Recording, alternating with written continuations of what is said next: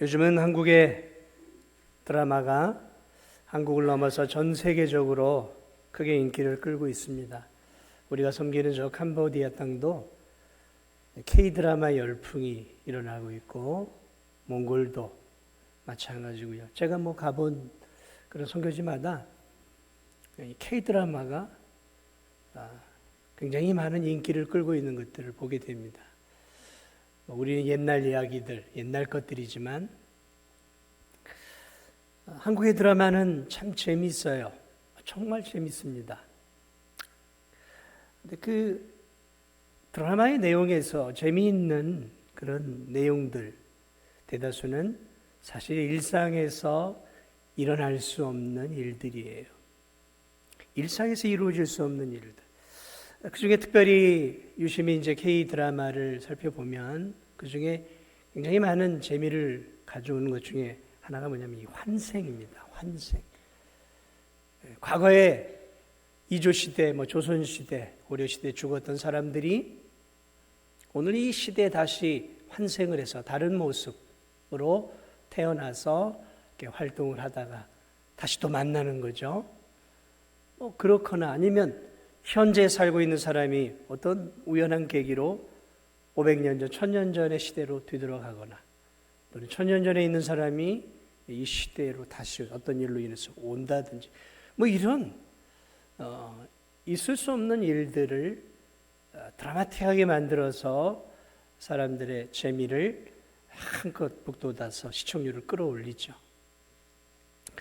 자, 사랑하는 여러분, 재미는 재미로 받아들여야 되는 것이죠. 그러나 그러한 것들을 우리가 오랜 세월 동안 바라보게 되어지면 우리도 모르게 그런 것들이 일어날 수 있는가 생각하게 되어집니다. 현실 세계에서 일어날 수 없는 일들을 우리가 사람들이 깔깔거리고 웃으며 웃고 울다 보면 어느 순간에 그러한 것들에 내 자신이 물들어 있는 모습들을 보게 되어집니다. 그러니까 천국에 대한 분명한 확신을 가지고 있지 않다면, 기독교에 대한 분명한 확신을 갖고 있지 않다면 그런 것에 물들어갈 수 있다는 것이죠. 여러분, 이 환생, 이것은 불교, 힌두교, 그리고 우리가 알고 있는 이 무속인의 세계에서 가져온 것들이죠. 윤회죠, 윤회. 윤회가 무엇입니까? 사람이 살다가 죽으면 그걸로 끝나는 것이 아니라 한참 지난 뒤에 그 사람의 살아온 삶에 따라서 사람도 될 수 있고 왕도 될 수 있고 또 잘못 살면 개도 될 수 있어요. 그래서 환생한다라는 거죠. 그리고 그렇게 살다가 또 죽으면 그것으로 끝나는 것이 아니라 또 수만 년이든 수천 년이 지나 또 태어나는 거예요. 이게 이제 윤회죠. 돌고 도는 것이죠. 거기에 기초를 두고 있단 말이죠. 그런 것들이 수많은 사람들에게 알게 모르게 깊은 영향력을 끼치고 있다라는 것이죠. 자, 그러나 여러분, 우리가 믿고 있는 기독교는 윤회에 기초하고 있지 않습니다. 우리는 돌고 도는 인생이 아니라 시작이 있고 끝이 있습니다. 하나님의 창조가 있고 그리고 역사가 있고 그리고 마지막이 있는 거예요. 사람의 태어남이 있으면 죽음이 있는 것이죠. 성경도 마찬가지예요. 그래서 창세기 모든 것들의 시작이 있어요. 그러나 시작에서 멈추지 않고 그것이 역사를 통해 흘러가 요한계시록에서 이제 예수님의 마지막 재림을 통해 인류의 역사는 끝이 난다라는 거죠. 우리가 살고 있는 이 세상은 이제 사라져가는 것이죠. 일직선적인 역사죠. 알파와 오메가, 처음과 나중, 시작과 끝이 있는 것이죠. 돌고 도는 그런 거 아니라는 것이죠. 오늘 이 본문이 우리에게 가르쳐주는 귀한 한 절의 말씀이지만 그런 내용을 지금 다루고 있습니다. 만물의 마지막이 가까이 왔으니. 베드로 사도가 지금 흩어져 있는 저 유대인들, 세계 가운데 흩어져 있는 그 유대인들을 향해 그가 이제 편지를 쓴 것이죠. 뭐라고 썼냐면 만물의 마지막이 가까이 오고 있지 않느냐라는 거죠. 만물의 마지막, 무엇을 말하고 있습니까? 마지막이 가까이 오고 있다는 것이죠. 지금 바울의 머릿속에는 이제 창조된 세계의 마지막 심판의 때가 가까이 오고 있다라고 말하고 있는 것이죠. 그러니까 시작이 있고 끝이 있다라는 것이죠. 이 베드로의 말 속에 기독교의 그런 핵심 가치가, 핵심적인 교리가 지금 들어가 있는 거예요. 만물의 마지막을 향해 지금 우리가 살고 있지 않느냐라는 것이죠. 만물의 마지막. 그렇습니다. 사랑하는 여러분, 지금 이 2024년이죠. 2024년은 예수님의 탄생의 기점을 시작으로 역사가 2024년이 흘러왔어요. 이게 AD란 말이에요. BC는 뭐예요? Before Christ. 예수님 전의 시대를 BC라고 얘기하는 거예요. 그 예수님의 그 역사 전의 시대. 그만큼의 또 역사가 있었다는 거예요. 그러니까 시작이 있고 예수님을 중심으로 역사가 나누어져서 지금은 예수 이후의 AD 역사를 지금 가고 있단 말이죠. 역사는 마지막을 향해 가고 있는 거예요. 오늘 베드로 사도가 우리에게 가르쳐 주고 있습니다. 만물의 마지막 때를 향해 오늘 저와 여러분이 살고 있다라는 것이죠. 살고 있다라는 것이죠. 사도 바울은 디모데후서 3장에서 이렇게 이야기합니다. 말세에 대한 이야기를 해요. 말세에 이런 일들이 일어날 것이다. 말세가 뭡니까? 오늘 이 베드로 사도가 고백한 만물의 마지막 때라는 거죠. 그러니까 베드로나 사도 바울이나 똑같이 말세를 생각하며 성경을 기록하고 있다는 것이죠. 그러니까 우리가 살아가는 역사는 말세를 향해 가고 있는 거예요. 마지막 때, 그때가 언제입니까? 계시록에서는 예수님의 재림으로 마지막 세상이 심판을 받는 때가 마지막 때라는 거죠. 사도 바울은 디모데후서 3장에서 말세, 마지막 때가 되면 이런 일이 일어날 것이다 라고 이야기를 합니다. 말세에 고통하는 때가 이르러 사람들이 자기를 사랑하며, 잘 들어보십시오. 마지막 때에 이런 일이 일어나고 있는데 그때가 지금이 아닌가 한번 비교를 해보세요.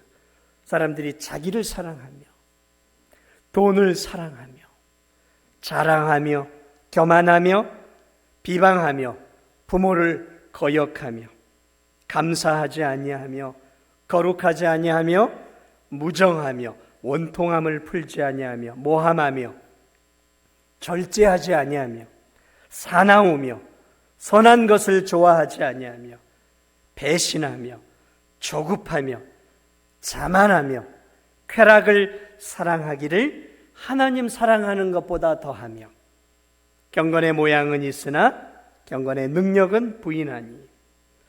이 디모데후서 3장의 말세 때에 기록될 말세 때 일어나는 것들을 가만히 읽고 생각을 해보면 어쩌면 오늘을 사는 이 시대와 너무나 똑같다라는 거예요.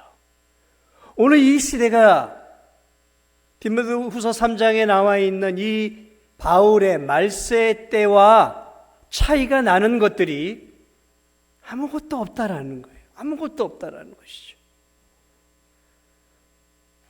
정말 우리는 말세 때를 살고 있어요. 말세 때를 살고 있어요. 여러분, 믿지 않는 사람들도 세상의 흉악한 범죄나 이런 것들을 바라보면 뭐라 그래요? 아휴, 말세네, 말세야. 여러분, 믿지 않는 사람들도 세상에 너무 흉악한 범죄들을 바라볼 때 탄식하며 자연스럽게 나오는 말이 말세네, 말세야. 여러분, 믿지 않는 사람들도 그렇게 고백을 해요. 오늘 이 시대를 바라보면서. 여러분, 이 사도 베드로가 2000년 전에 사랑하는 성도들아, 지금이 말세다, 말세, 이렇게 고백했던 데에는 그만한 이유가 있었다 말이죠. 그런데 그 시대에서 지금 2000년이라는 세월이 흘러왔어요. 오늘이 2024년 아니겠습니까? 2024년 1월을 살고 있어요. 대략 거의 1900년 이상의 시간이 지나왔단 말이죠. 오늘 그때에 비하면 지금은 말세의 지말인 거죠. 말세의 지말이에요. 오늘 이 세상을, 대한민국을 이렇게 한번 보십시오. 우리가 살아가고 있는 대한민국 급변하고 있습니다. 정보나 이런 지식이 급변하고 있죠. 그런데 그런 것만 급변하고 있는 게 아니라 유심히 바라보면 모든 윤리나 상식이라고 생각했던 것들이 다 깨져가고 있어요. 과거에는 이건 상식이야, 이건 윤리야, 이건 기본적인 도덕이지 라고 생각했던 것들이 지금은 다 깨져가고 있어요. 다 깨져가고 있습니다. 하나님이 미워하시는 이 낙태, 지금 마음껏 낙태할 수 있는 시대가 되었어요. 하나님이 증오하시는 간음죄, 구약 성경 읽어보면 간음죄 얼마나 말하고 있습니까? 그런데 이 대한민국은 간음을 이제 합법화했어요. 합법화했습니다. 서로가 합의만 되면 얼마든지 가능한 시대가 됐어요. 합법화 시켜버렸어요. 이제는 한 걸음 더 나아가 동성혼을 이제 합법화하기 위해 차별금지법을 국회에서 계속해서 계류해 놓고 있어요. 계속해서 시도하고 있어요.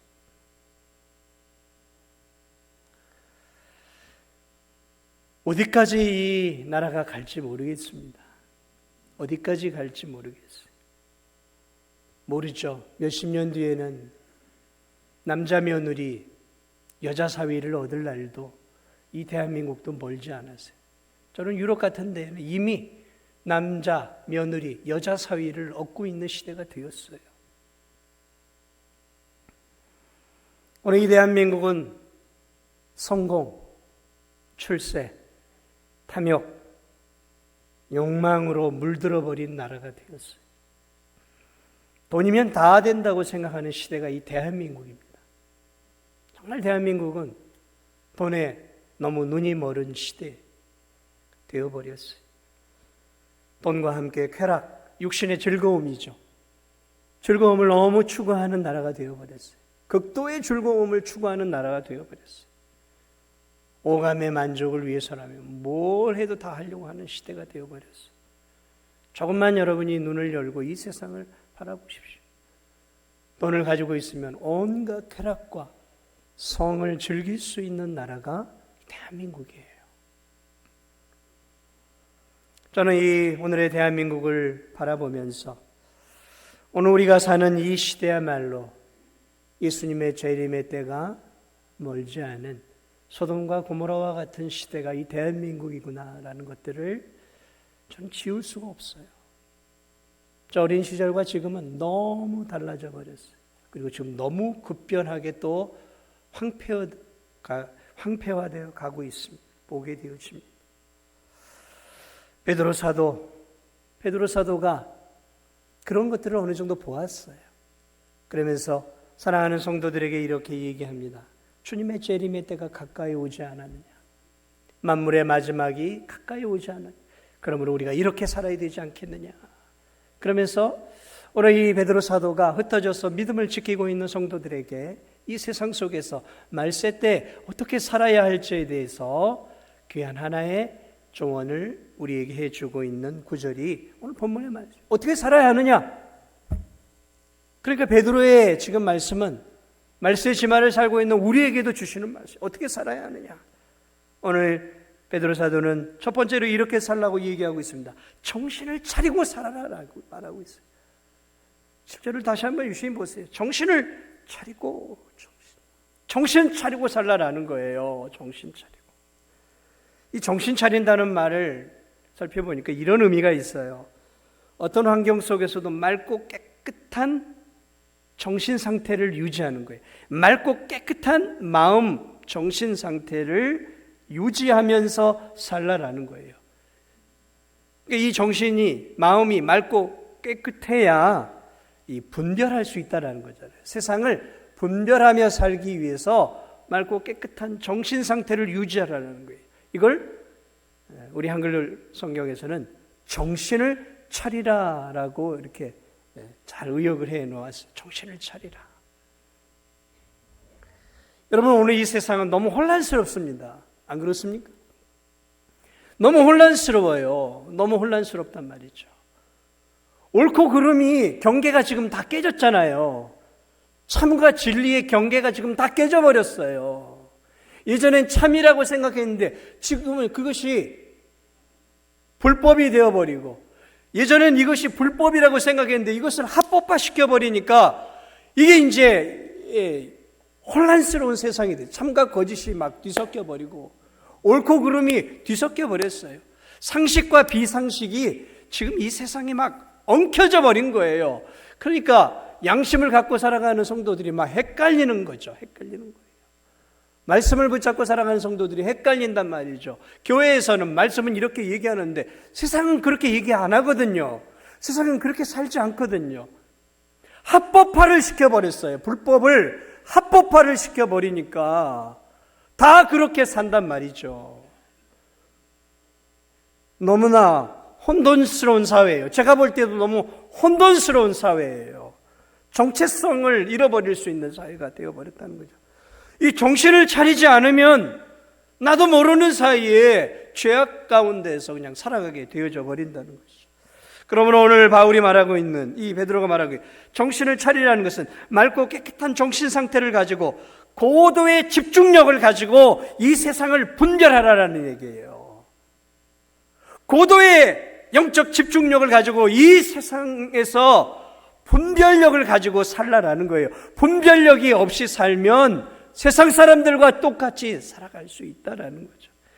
여러분, 이 고도의 분별력, 정신을 차리라는 말 속에는 이 술 취하지 않는다는 의미가 담겨 있어요. 술 취하지. 여러분, 이 술 취한 사람들 보셨습니까? 정상적인 사람도 이 술이 잔뜩 들어가면 현실 감각이 떨어집니다. 여기가 지금 배를 타고 있는지 말을 타고 있는지 흔들흔들거려요. 이해력이나 집중력이 현저하게 떨어집니다. 현재의 상황을 분별하지 못해요. 막 흔들거리는 것이죠. 이게 내가 지금 집에 있는지, 내가 지금 뭘 하고 있는지, 그래서 행설수설하고, 같은 말 또 하고, 하지 못한 행동들을 막 한단 말이죠. 그래서 술에 취한 사람은 실수를 너무 많이 해요. 술에 취해 현실 감각이 떨어져. 정신이 흐릿하단 말이죠. 마음이 술 때문에 흐릿해져요. 분별이 없어요. 그래서 술에서 깨어나면은 자신의 말과 행동을 후회하게 되죠. 그렇습니다. 그런 의미가 담겨 있는 거예요.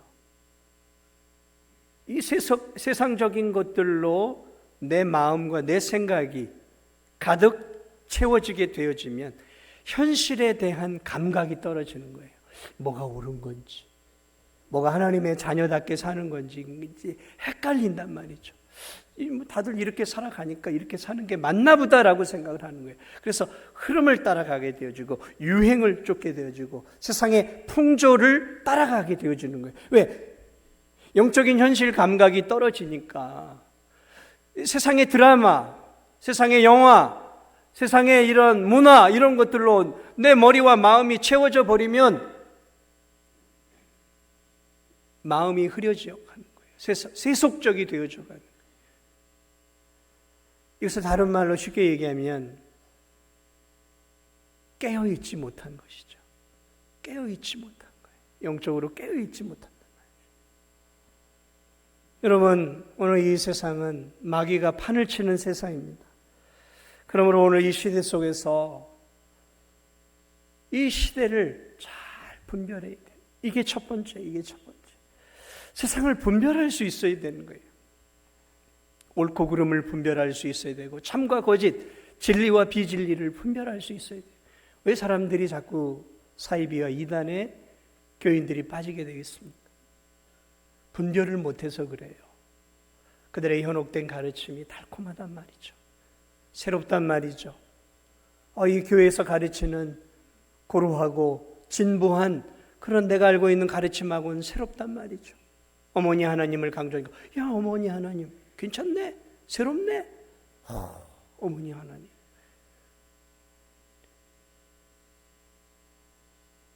분별력이 떨어져 버린 거죠. 오늘 많은 교인들이 이단으로 많이 빠져요. 신천지로 많이 빠집니다. 하나님의 교회로 빠지고 있어요. 분별력이 떨어져, 영적 분별력이 떨어져서 그래요. 사랑하는 여러분, 오늘 많은 성도들이 이 세상 속에서 자기도 모르는 사이에 하나님은 믿고 예수 그리스도를 구주로 모시지만 삶은 세상 사람들과 아무런 차이가 없이 살아가는 성도들이 많아요. 이 분별력이 떨어져서 그래요. 분별력. 이게 마귀가 기뻐하는 삶인지 하나님이 원하시는 삶인지 분별을 못한다는 거죠. 그래서 오늘 이 베드로는 우리에게 정신을 차리고 살라고 말하고 있어요. 정신을 차리라. 깨어서 정신을 차리고 이 세상을 좀 분별하고 살라라는 거죠. 분별하라는 거죠. 우리 속담에 호랑이 굴에 들어가도 뭘 하면 산다고요? 정신만 차리면 된다죠. 참 좋은 말. 정신을 바짝 차리는 말이죠. 정신을 바짝 차리는 게 뭐예요? 내가 호랑이 굴에 들어왔구나. 저놈이 나를 안 잡히면 내가 어떻게 되는가. 정신을 바짝 차리는 거죠. 현실 파악을 하라는 얘기예요. 정신을 차리지 않고 그냥 좋은 게 좋은 거고, 그죠? 시대의 흐름을 따라가는 게 그냥 편안한 것이고, 그렇게 살면 내가 지금 호랑이 굴에 들어와 있는 것을 알아야 돼요. 여러분, 우리가 살아가는 이 세상은 호랑이 굴과 같은 거예요. 내 영혼, 내 믿음을 무너뜨리기 위해서 우는 사자와 같이 잡아삼키기 위해 이 세상의 문화가 우리를 흔들고 있단 말이죠. 그런데 정신을 차리지 않고 날 잡수셔 하고 그냥 아무 생각 없이 살면 죽는 거예요. 죽는 거란 말이죠. 그래서 오늘 베드로 사도는 먼저 정신을 차리라는 거예요. 정신을 차리라. 분별하라라는 거예요.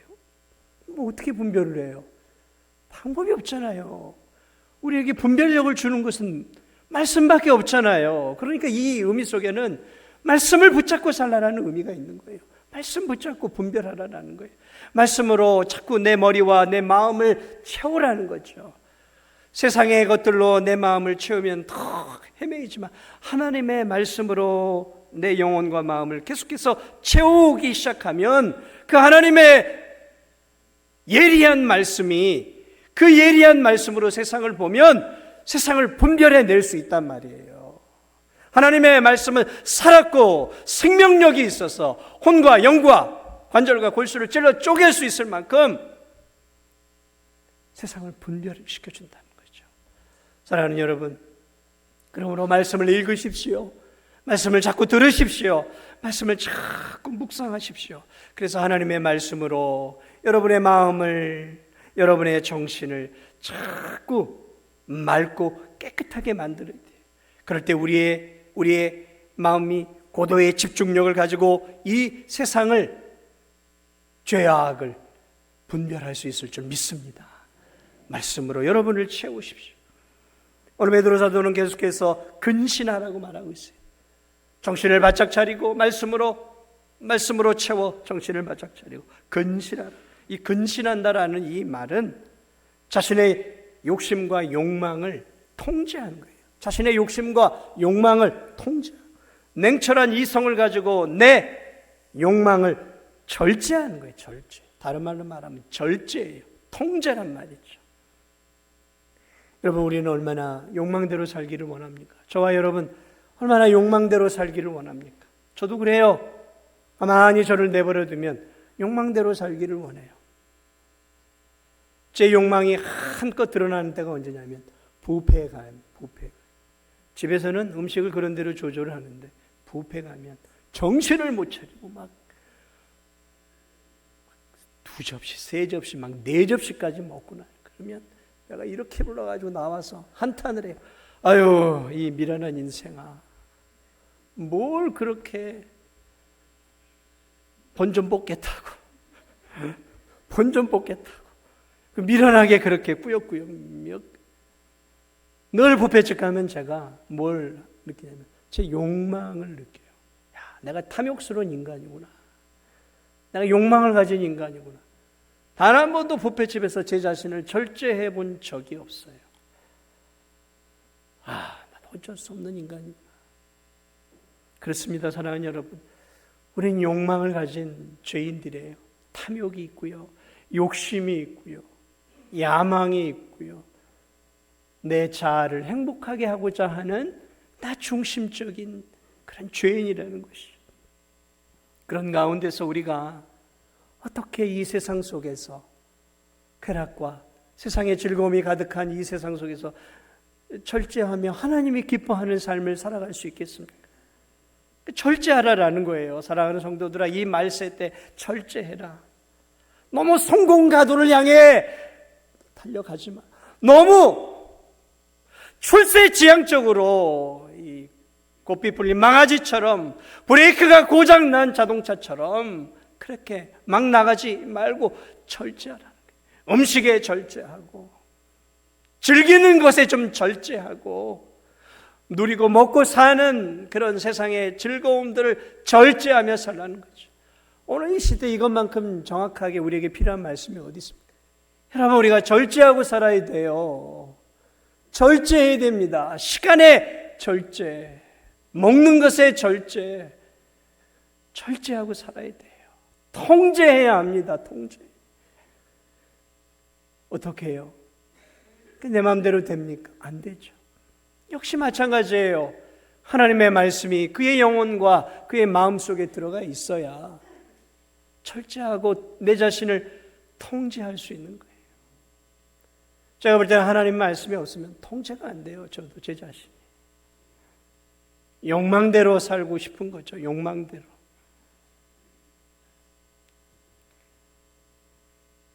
야망대로 살지 마십시오. 욕망대로 살면 안 됩니다. 망하는 길이에요. 망하는 길. 그러므로 하나님의 말씀으로 우리를 통제, 하나님의 말씀으로 우리 자신에게 고삐를 채워야 돼요. 우리 자신 말씀으로 고삐를 채우는 것이죠. 여러분, 이 망아지나 이 말 안 듣는 야생마 같은 건 고삐를 채우는 거 아닙니까? 코에다가 이렇게 꿰서 고삐를 채워야 돼. 저와 여러분은 말씀의 고삐를 채우지 않으면 절대로 하나님 말씀대로 살지 못해. 오늘 이 베드로 사도가 우리에게 근신하라. 마지막 때에 우리가 해야 할 일들이 정신을 바짝 차리고 우리 자신을 절제해야 된다는 거죠. 그런데 정신을 바짝 차리고 절제해야 하는 이유를 어디로 지금 가고 있냐면 기도하기 위해 그렇게 하라는 거예요. 기도하는 삶을 살기 위해. 오늘 베드로 사도는 그러니까 이걸 강조하기 위해서 그런 거예요. 절제하고 정신을 바짝 차리면서 우리가 무엇에 집중해야 되냐면 이 말세 때 우리가 기도해야 하지 않겠느냐라는 거죠. 기도해요, 기도.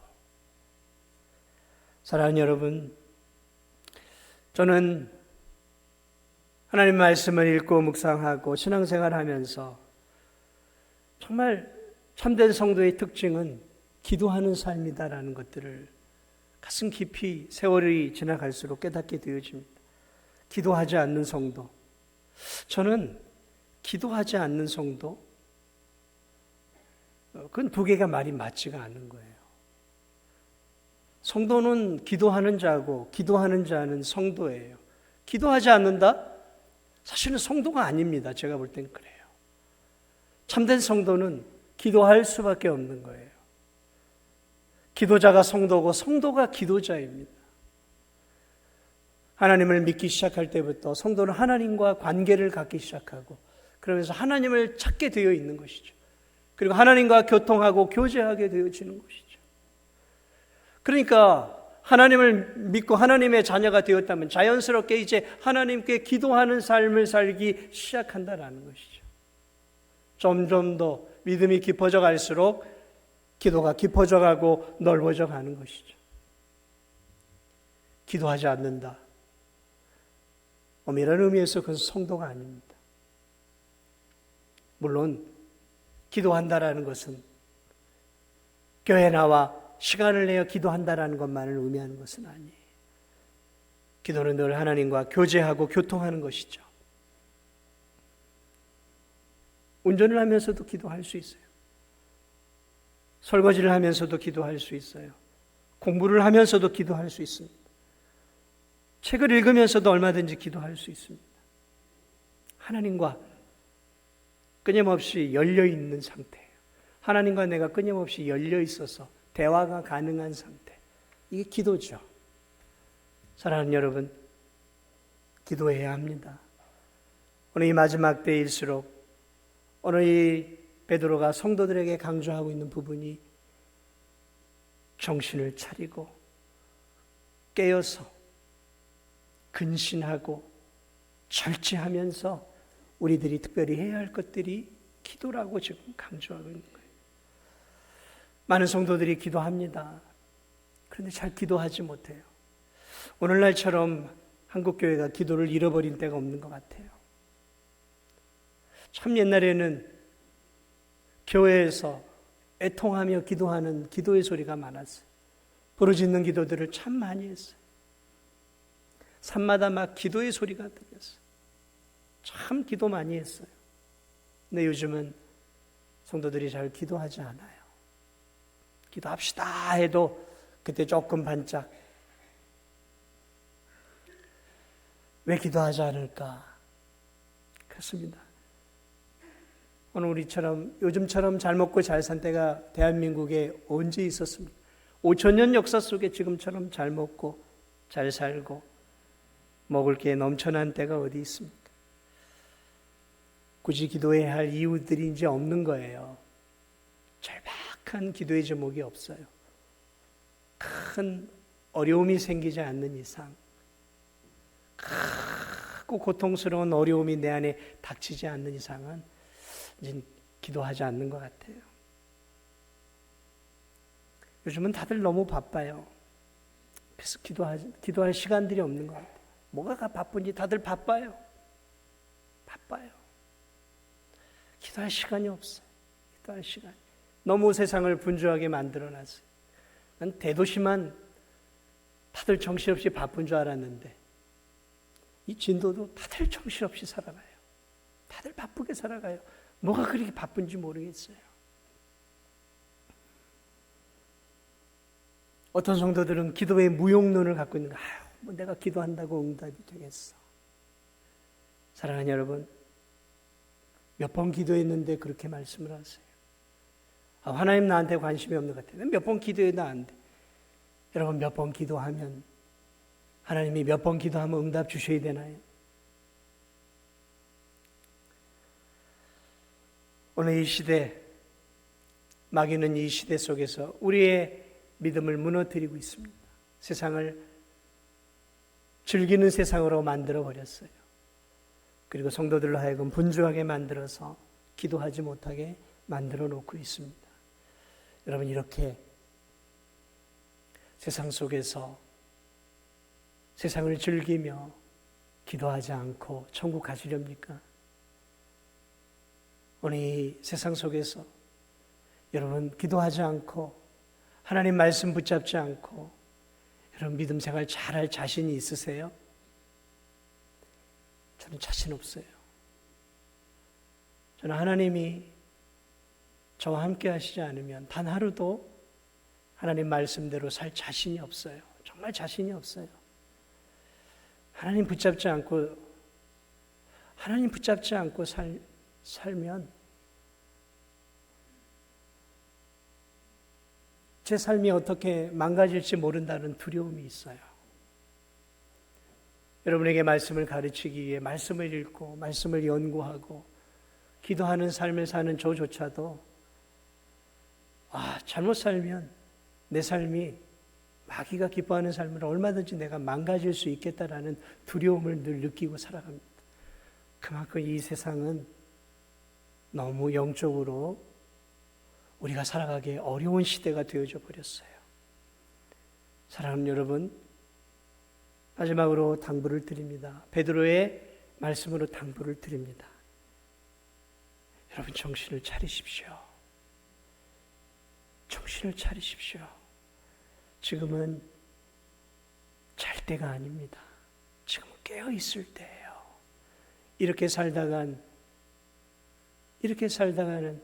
우리의 영혼이 망할지도 몰라요.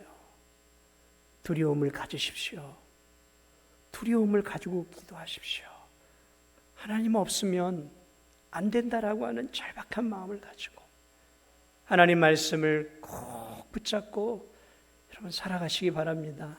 올 한 해도 살 수 있는 다른 방법이 없어요. 말씀으로 내 영혼을 날마다 채우시고 말씀을 붙잡고 주님 꼭 붙잡고 기도하며 사시기 바랍니다. 주님 없으면 나 살 수 없습니다. 주의 은혜가 없으면 하나님 나 무너질 수밖에 없고 주의 은혜가 없으면 살아갈 수 없습니다라는 절박한 마음을 가지고 올 한 해 기도하며 사시기 바랍니다. 기도하며 사시기 바랍니다. 오늘 이 베드로의 이 귀한 조언이 올 한 해 믿음으로 살아가기를 원하시는 주님의 마음인 줄 꼭 믿으시기 바랍니다. 그 주님도 이 땅에 오셔서 육신을 입고 무슨 일을 하든 기도하셨고 어떤 어려운 일을 하시든 기도하며 나아가셨던 것처럼 예수님이 그렇게 기도하셨다면 오늘을 사는 우리들 또한 말씀 붙잡고 기도하면서 올 한 해도 믿음의 경주를 함께 힘있게 달려갈 수 있는 저와 우리 성도들이 되시기를 주님의 이름으로 축복을 드립니다. 우리 시간 함께